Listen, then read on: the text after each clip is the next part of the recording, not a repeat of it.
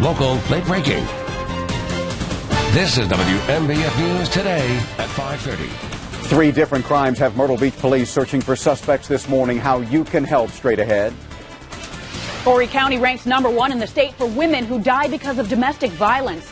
The way that one group is working to help victims before it's too late. And the FBI wants to hire cyber experts. Problem is they're having a hard time finding people to protect us from hackers. Then if you want to find deals on Carolina Country Fest tickets, the time to act is right now. The jump in price expected after early specials run out. And right now we are closely watching the HD Doppler radar, but the good news is we are rain-free for now. In fact, a little bit of clear sky across parts of the PD. That will allow temperatures to drop another couple of degrees or so over the next hour. Now, we are tracking some rainfall, trying to edge its way into the border belt, but really struggling. Our best rain chances will actually arrive later on today, once we get past lunchtime, but really between the hours of 3 and 5 o'clock is when we're expecting the majority of the showers. But notice a low-end rain chance early this morning. For the Grand Strand today, we will continue to see those temperatures rise, but let me tell you, this is going to be the last semi-warm day we have. We definitely see those temperatures drop as we head into the next couple days. Those details come up at 5:45. All right, Marla, thanks so much. Quick reminder for you folks, today the last chance for early registration for that Area Business Disaster Recovery Symposium that's happening Friday. After today, you're going to have to pay $30 at the door to get in. It begins at 1:30 p.m., again Friday, at the Sheraton Myrtle Beach Convention Center Hotel. Speakers include a business owner who kept his business going even after Superstorm Sandy. You'll also learn more about emergency funding, how to deal with stress after a weather event, and a whole lot more. All right, we've got a lot of construction going on, folks, a lot to talk about. We have lane closures on 501 in Marion. This is right before Highway 41 as you head down to the beach. So 501 is your route southbound. You're going to want to look out for these lane closures. Just working on widening the road and really touching up in that area. Now, roads right now look great. Not dealing with the construction quite yet. That'll take on later on in the morning. But you can see 501 in Conway looks great. 501 at 544 not dealing with any issues. And then if you're set to hit I-95, it's that typical morning commute out in Florence. You can see a couple of cars, but nothing that'll tie you up. Now, I'm going to keep you updated on Twitter at WMBF Traffic all morning long, and I'll be back in 10 minutes with another construction update. Theo? All right. Thank you, Jenna. You can expect to see more deputies in certain areas of Florence County next month. The Sheriff's Office announced its new focus for the data-driven approaches to crime and traffic safety. The Sheriff's Office uses this program to find hot spots based on crime and traffic data. Some areas getting extra attention in February include parts of South Cashua Drive, Pine Needles Road, Airport Circle, and Ray Street in Lake City. The Florence County Sheriff's Office is the first one in South Carolina to use this program. Well, there's a bill set to hit the Senate floor today which would help keep guns out of the hands of criminal domestic violence abusers. Katrina Helmer joins us live once again from Myrtle Beach, the police department. Katrina, the gun provision in Bill 3 is specifically important for those living here in the Palmetto State. It really is. South Carolina is ranked second in the nation when it comes to deadly criminal domestic violence. And according to the most recent statistics from the Criminal Violence Policy Center, 2 out of every 100,000 women are killed in our state because of criminal domestic violence. And this bill is meant to change all of that. The laws are not conducive to a woman's safety or to her pressing charges, because to a female, pressing charges is just making it matter. Kathy Jenkins runs the Lifeline Domestic Violence Shelter. Jenkins and her team help local women and their children get out of abusive and violent situations. And an important part of making sure they continue to stay safe is for the woman to feel confident enough to press charges. Kathy says this is very difficult when they don't feel the laws protect them enough. So she believes stiffer penalties will help. Right now, someone convicted of domestic violence is not allowed to buy a gun. The proposed criminal domestic violence Bill 3 takes it a step further. Anyone convicted of domestic violence will have their guns taken away for a decade after the sentence is served. But in Jenkins' mind, guns shouldn't be the only thing lawmakers are focused on. Abusers are not allowed to have knives. There are all kinds of weapons and all kinds of things that they just natural things that they find in in their possession that can be used as weapons. But what we're faced with here in South Carolina is the number of women who are actually being killed by guns. Now, I told you 2 out of every 100,000 women have been killed in our state because of criminal domestic violence. If nothing changes, and that statistic holds true, in Horry County this year, 5 women are going to die, at least 5 women, because of criminal domestic violence. Reporting live in Myrtle Beach, Katrina Helmer, WMBF News.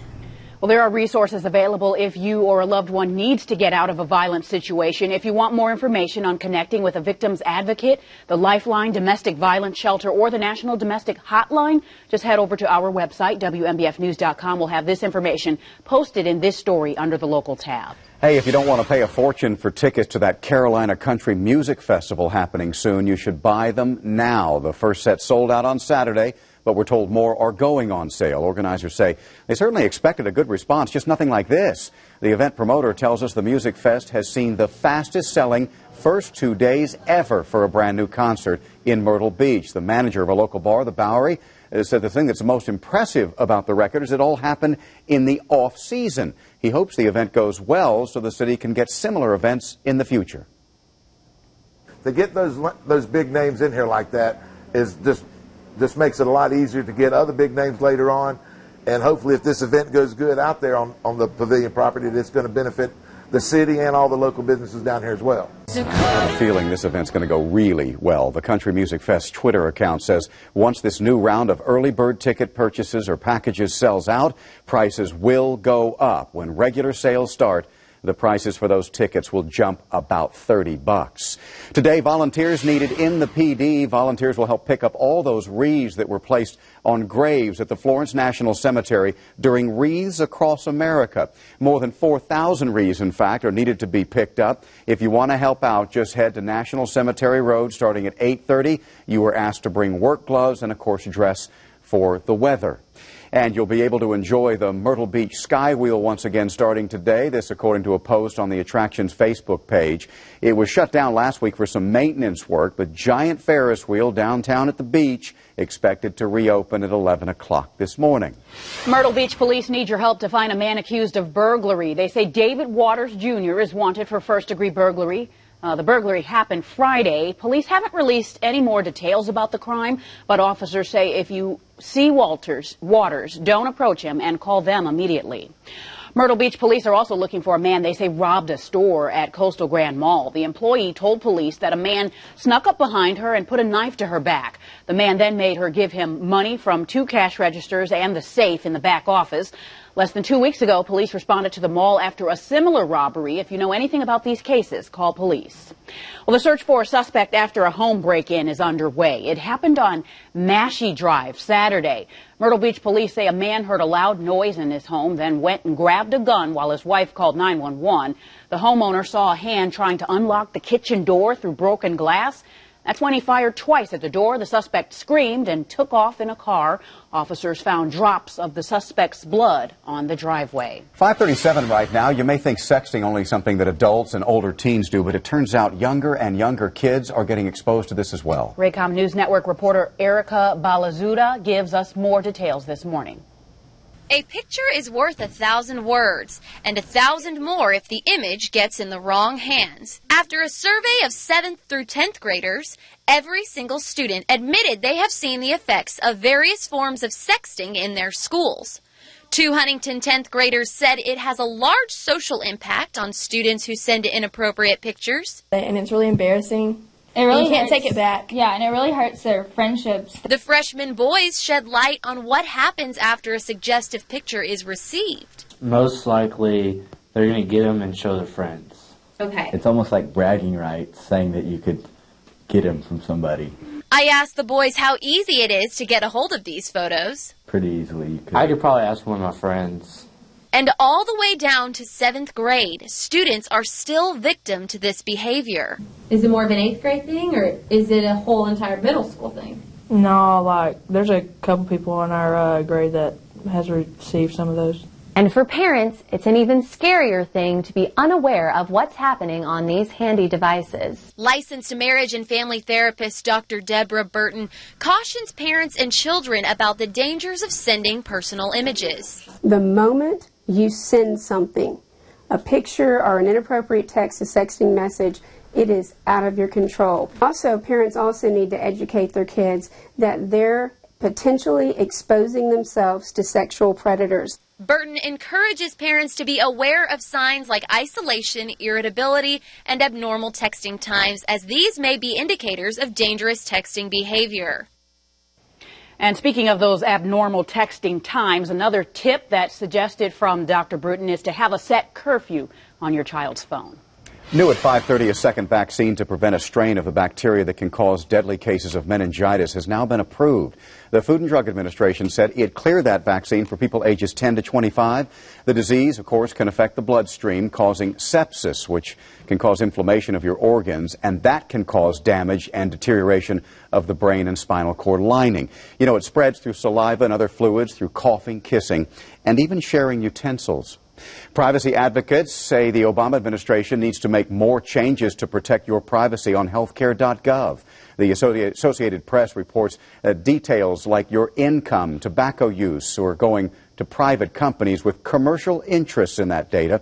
This comes as open enrollment season for the second year of the expanded coverage under the health care law is underway. The administration has said they are scaling back the type of information that is being released. New this morning, if you're a computer expert, the FBI wants your skills to help stop criminal operations that aid terrorism and target national security. The agency is recruiting special agents and support staff for their cyber squad. They'll work to fight fraud, global terror threats, and protect the nation's cyber infrastructure. A special agent says given that almost every crime they investigate has a cyber element, there's no limit to how many people they will hire.